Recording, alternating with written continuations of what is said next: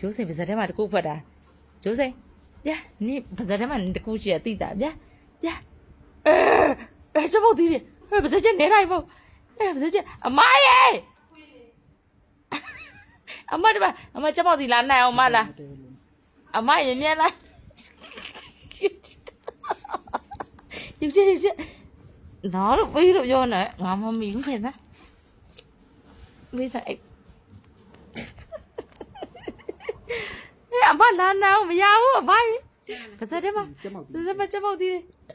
အတီးမဟုတ်လားမသိအတိအခုလားအတိလားမသိမတည့်ဘူးမတည့်တာကျမဟောအဲ့ကျွားစားလို့ဘသူစားရတော့ရွှေဘုံလားအေးရွှေဘုံရဲ့စိတ်ညစ်တယ်အများကြီးပဲလား